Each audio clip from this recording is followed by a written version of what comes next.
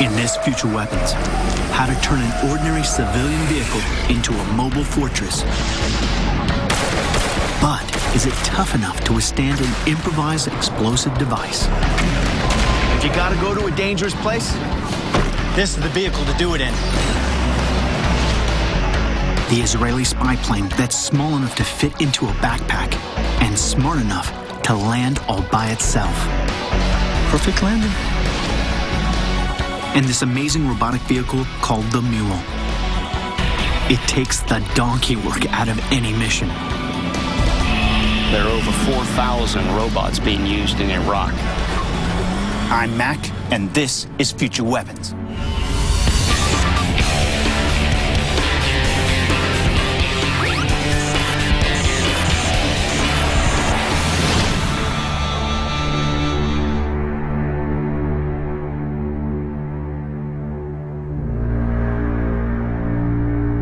Imagine you're a driver on an executive protection detail.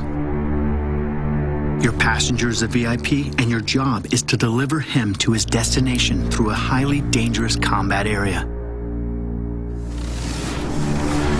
Driving through hostile territory is one of the scariest things you'll ever have to do. Every place is a potential choke point, an ambush site, a kill zone. Despite what you may think, a standard commercial vehicle offers almost no protection at all. But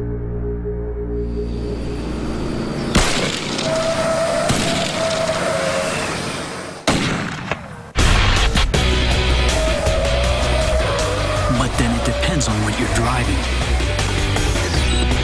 These vehicles may look exactly like a regular SUV you'd see on a highway,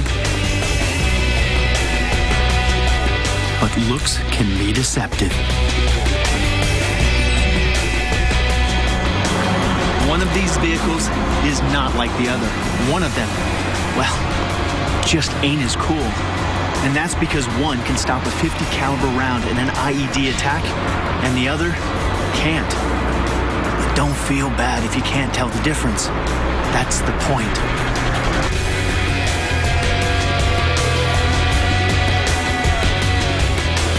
They may look the same, but this baby right here has it all. Ram bumpers, run flat tires, thick armored doors, bullet-resistant glass. If you gotta go to a dangerous place, this is the vehicle to do it in.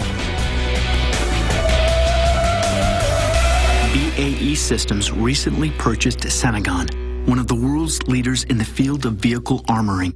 I've come to its North American headquarters in Fairfield, Ohio, to find out just what it takes to turn a regular vehicle into a mobile fortress.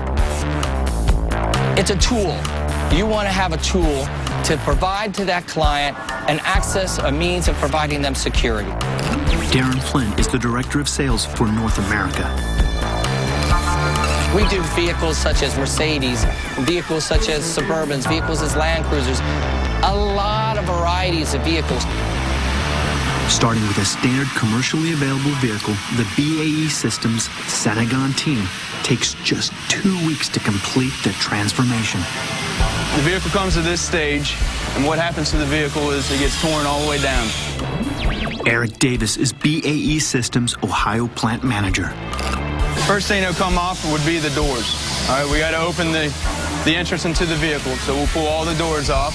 The next thing we'll do, we'll go in there and we'll take the seats out. And then from there, we can start tearing out all these trim panels. And basically, at that point, you're looking at what the vehicle is in this stage here. Then the work really starts, welding individually hand-fashioned armor plate to each section of the vehicle's skeleton. So in 14 days, at 10 hours a day, they strip out all the luxury, put in all that safety armor, put all that luxury back, and for a couple $100,000, one of these could be yours. But for that kind of price tag, you don't just get a car that's ready for trouble. You get a level of security that is tailor-made to suit the environment it'll be working in. In Latin America, it's more of like a handgun market. 2, you go over into Iraq and places like that, you're dealing with IED threats. And then you go to a head of state vehicle. A head of state vehicle might be, armor-piercing rounds with raised roofs. There's all kinds of different features.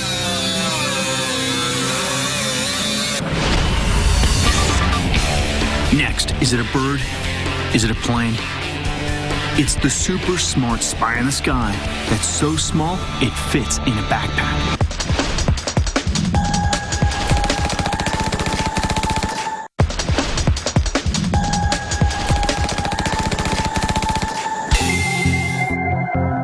What we got here, standard ordinary door.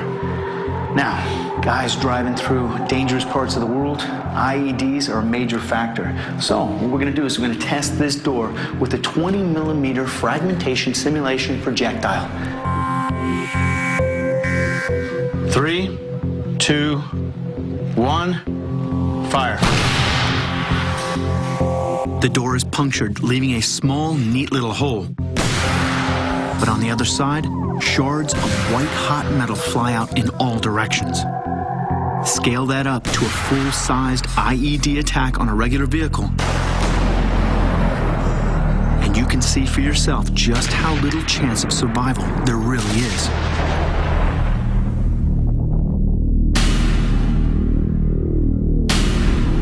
Now, let's take a look at what BAE Systems Senegon can do to turn things around. This gigantic hunk of aluminum is what they would put in a vehicle when they want to up-armor it to stop an IED attack. We're going to fire the 20mm FSP round into this and see what happens. 3, 2, 1, fire. The velocity we shot this is typical of an artillery shell. Artillery shell? Yeah. We see a big hole there, and we see pretty much nothing on the back, no penetration. No, not even a bulge. That's the metalwork taken care of. But there's another area that needs special protection. Glass. It's the most important part on an armored vehicle. Why?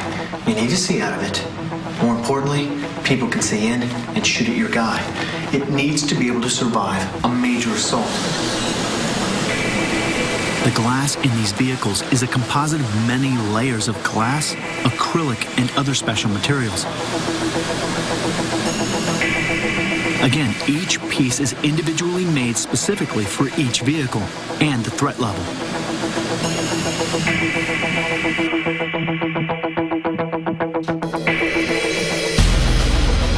Three, 2, 1, fire.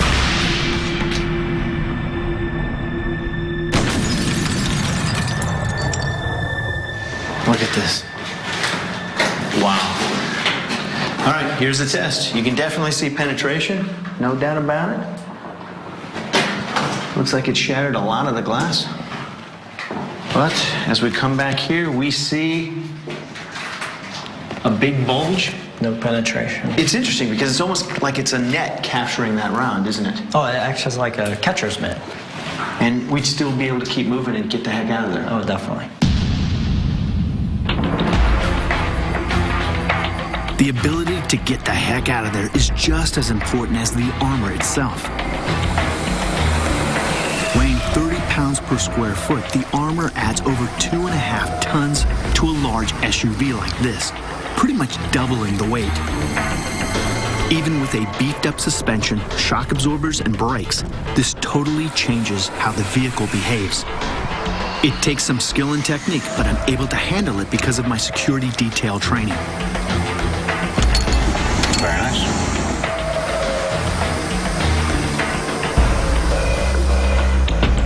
And it's a small price to pay when lives depend on the car you're driving. Gotta be definitely heads up right now. I am the lead car in a 2-car convoy. Our protectee is in the second car. Essentially, I'm the shield.